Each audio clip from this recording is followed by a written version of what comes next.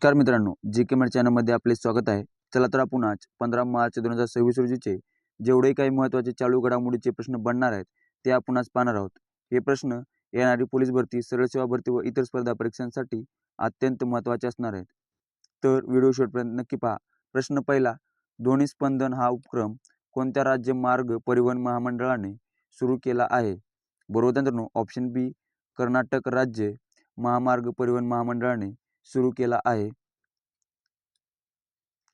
सुरू करण्यामागचा उद्देश आहे, हा उपक्रम प्रामुख्याने दृष्टिबाधित प्रवाशांना सार्वजनिक वाहतुकीचा वापर करताना येणाऱ्या अडचणी दूर करण्यासाठी सुरू करण्यात आला आहे.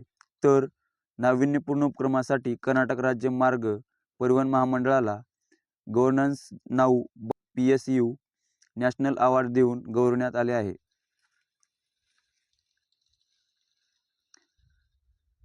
कर्नाटक राज्याबद्दल माहिती पाहू.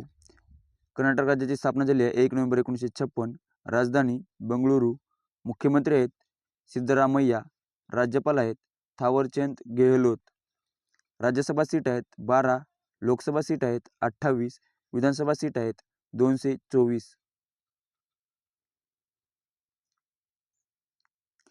प्रश्न दुसरा, आंतरराष्ट्रीय रेल्वे कोच प्रदर्शन 2026 चे आयोजन कोठे करण्यात आले आहे?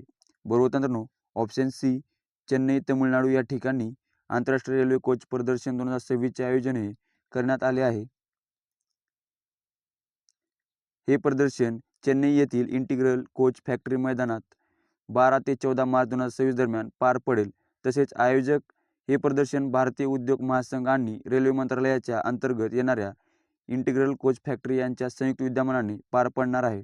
तर उद्देश आहे रेल्वे कोच निर्मितीमधील आधुनिक तंत्रज्ञान, सुरक्षितता आणि स्वदेशी बनावटीच्या रेल्वे गाड्यांच्या प्रगतीचे प्रदर्शन करणे हा यामागचा मुख्य उद्देश आहे. तमिळनाडू राज्याबद्दल माहिती पाहू. तमिळनाडू राज्याची स्थापना झाली आहे 1 नोव्हेंबर 1956. राजधानी आहे चेन्नई. मुख्यमंत्री आहेत M.K. स्टॅलिन. राज्यपाल आहेत राजेंद्र आर्लेकर. राज्यसभा सीट आहे 18. लोकसभा सीट आहेत 39 आणि विधानसभा सीट आहेत 234.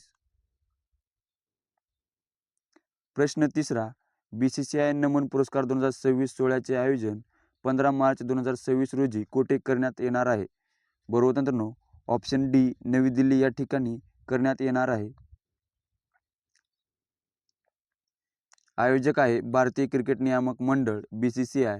तसेच उद्देश आहे भारतीय क्रिकेटमधील उत्कृष्ट कामगिरी करणाऱ्या खेळाडूंना पुरुष आणि महिला या सोहळ्यात सन्मानित केले जाते. यामध्ये पॉली उमरीगर पुरस्कार तसेच सर्वोत्कृष्ट आंतरराष्ट्रीय क्रिकेटपटू हा मुख्य आकर्षणाचा केंद्रबिंदू असतो. तर या वर्षातील सर्वोत्कृष्ट क्रिकेटपटू पुरस्कार हा शुभमन गिल यांना मिळाला असून लाला अमरनाथ पुरस्कार हा आयुष म्हात्रे यांना मिळालेला आहे. तसेच BCCI जीवनगौरव पुरस्कार म्हणजेच लाईफ टाईम अचीवमेंट अवॉर्ड हा प्रशिक्षक राहुल द्रविड यांना मिळाला असून BCCI जीवनगौरव पुरस्कार लाईफ टाईम अचीवमेंट अवॉर्ड हा मिताली राज यांना देखील मिळालेला आहे. प्रश्न चौथा, इंटरऑपरेबल फौजदारी न्याय प्रणाली लागू करण्यात कोणत्या राज्याने देशात प्रथम क्रमांक पटकावला आहे? बरोबर मित्रांनो, ऑप्शन ए उत्तराखंड राज्याने इंटरऑपरेबल फौजदारी न्याय प्रणाली लागू करण्यात प्रथम स्थान हे पटकावले आहे. तर ही एक राष्ट्रीय प्रणाली आहे जी पोलीस, न्यायालय, तुरुंग, फॉरेन्सिक लॅब आणि फिर्यादी यांच्यातील डेटा रिअल टाईममध्ये शेअर करण्यात मदत करते. तसेच उत्तराखंड राज्याने ही प्रणाली 100% प्रभावीपणे राबवून देशात अव्वल स्थान मिळवले आहे. यामुळे गुन्ह्यांचा तपास जलद होतो आणि न्यायदान प्रक्रियेत पारदर्शकता येते.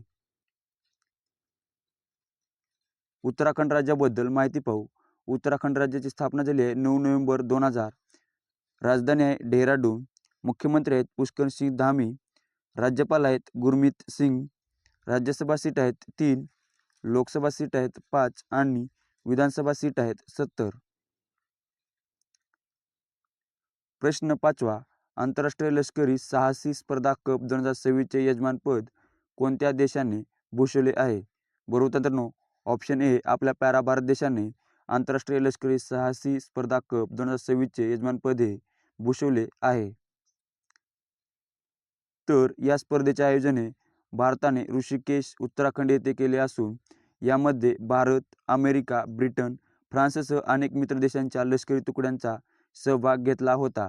तर उद्देश आहे लष्करी दलांमधील साहसी कौशल्ये, समन्वय आणि आपत्ती व्यवस्थापन क्षमता वाढवणे या स्पर्धेचा मुख्य उद्देश आहे. प्रश्न 6वा, नुकतेच रामसर स्थळ दर्जा मिळवणारे पाटणा पक्षी अभयारण्य कोणत्या राज्यात आहे? ऑप्शन बी उत्तर प्रदेश या राज्यात आहे.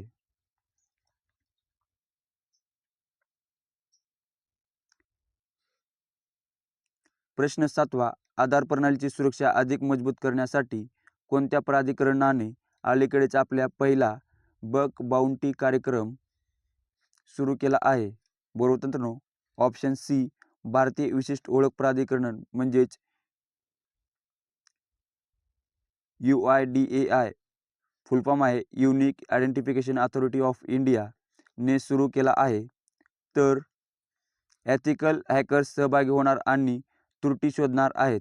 यामध्ये 20 सायबर सुरक्षा तज्ज्ञ निवडले गेले असून उद्देश आहे आधार प्रणालीची सायबर सुरक्षा मजबूत करण्यासाठी हा उपक्रम राबवला जात आहे. तर UIDAI फुल फॉर्म आहे unique identification authority of India स्थापना झालेली आहे 2009 मध्ये.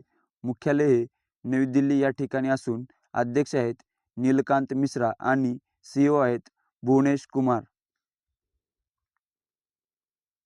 प्रश्न 8वा, मार्च 2026 मध्ये लडाखनंतर पूर्ण साक्षर घोषित होणारा भारतातील दुसरा केंद्रशासित प्रदेश कोणता ठरला आहे? बरोबर मित्रांनो, ऑप्शन सी चंदीगड हा केंद्रशासित प्रदेश पूर्ण साक्षर म्हणून घोषित हा ठरला आहे. तर चंदीगडची साक्षरता ही 99.93% असून हा दर्जा केंद्र सरकारच्या उल्हास नव भारत साक्षरता कार्यक्रमाअंतर्गत मिळालेला आहे. तर हा कार्यक्रम 2022 मध्ये सुरू करण्यात आला होता. तर उद्देश आहे 15 वर्षावरील लोकांना साक्षर बनवणे. तर मित्रांनो, तुम्हाला हा व्हिडिओ कसा वाटला? व्हिडिओ आवडला तर लाईक, सबस्क्राईब आणि कमेंट करायला विसरू नका व असेच चालू घडामोडीचे प्रश्न पाहण्यासाठी आपल्या चॅनलला सबस्क्राईब करा.